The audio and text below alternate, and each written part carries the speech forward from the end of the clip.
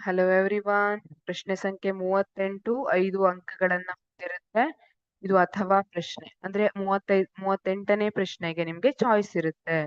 So ಇಲ್ಲಿ 38ರಲ್ಲಿ A, ಸ್ವಕೀಯ ಮತ್ತು ಪರಕೀಯ ಪರಾಗಸ್ಪರ್ಶಗಳ ನಡುವಣ ಯಾವುದಾದರೂ ಎರಡು ವ್ಯತ್ಯಾಸಗಳನ್ನು ಬರೆಯಿರಿ. ಸ್ವಕೀಯ ಪರಾಗಸ್ಪರ್ಶ ಮತ್ತೆ ಪರಕೀಯ ಪರಾಗಸ್ಪರ್ಶ. ಸ್ವಕೀಯ ಪರಾಗಸ್ಪರ್ಶ, ಪರಾಗದ ವರ್ಗಾವಣೆಯು ಅದೇ ಹೂವಿನಲ್ಲಿ ನಡೆಯುತ್ತದೆ.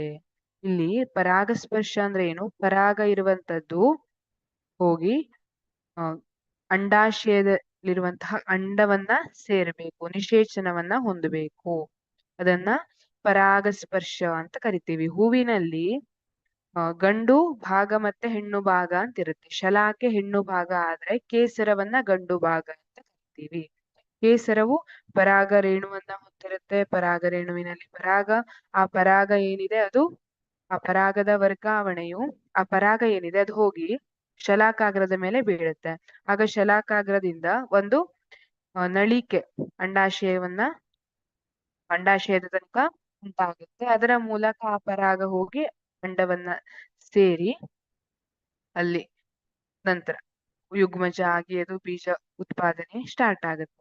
ಪರಕೀಯ ಪರಾಗಸ್ಪರ್ಶದಲ್ಲಿ ಪರಾಗದ ವರ್ಗಾವಣೆಯು ಬೇರೊಂದು ಹೂವಿನಲ್ಲಿ ನಡೆಯುತ್ತದೆ.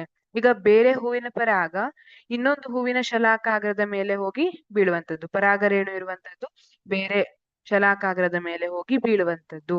ಇದರಿಂದ ಒಂದು ಹೂವಿನ ಪರಾಗ ಏನಿದೆ ಅದು ಬೇರೆ ಹೂವಿನ ಅಂಡಾಣುವಿನ ಜೊತೆ ಸೇರುತ್ತೆ. ಇದನ್ನ ಪರಕೀಯ ಪರಾಗಸ್ಪರ್ಶ ಕರೆಯಲಾಗುತ್ತೆ. ಸ್ವಕೀಯ ಪರಾಗಸ್ಪರ್ಶದಲ್ಲಿ ಭಿನ್ನತೆಯ ಪ್ರಮಾಣ ಕಡಿಮೆ.